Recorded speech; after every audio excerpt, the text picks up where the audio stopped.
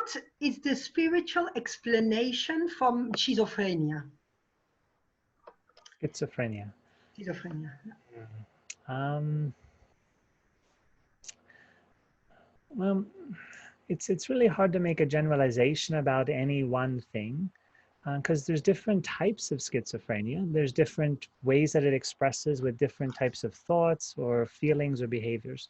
What usually happens is there's a lot of emotional trauma that's experienced at a time in one's life, often when they're younger, or in a very tight window of time, very short period of time.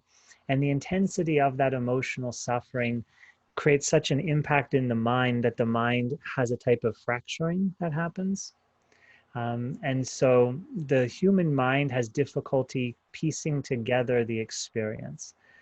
And then later on in one's life, there are other triggers of difficulty that happen. And that psychological piece that was fractured, it doesn't receive as much energy to hold it in place. And so it starts to express through one's experience.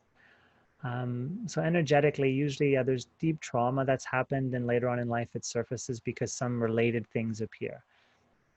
So states of confusion, in some human beings, it's different than what I've explained as well.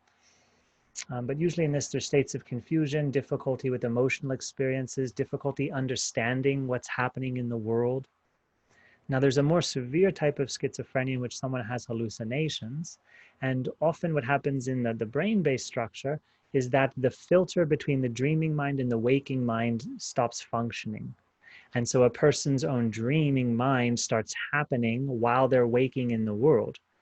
Most of us are dreaming in a way. We're always having these automatic thoughts appear that tell us a story that our mind believes. That's the subconscious, and it's like it's daydreaming. But imagine that the part of you that projects the dream like an external world, that part that's usually turned off in the day, imagine that gets removed. And so now your subconscious mind activity is presenting in your field of vision and in your field of hearing in this physical waking state.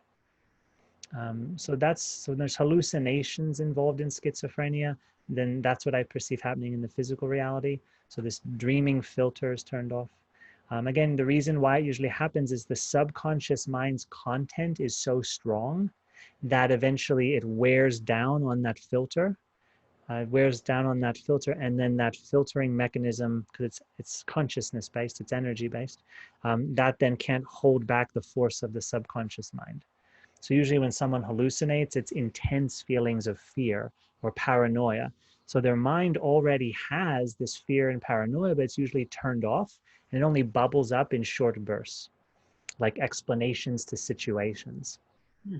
But when that paranoia and fear is so strong, the mind, that filter can't hold it back. It's like a dam of water being broken, and the energy of the subconscious mind comes through, and then we see around us that which we're holding so strongly in our mind. Wow, interesting.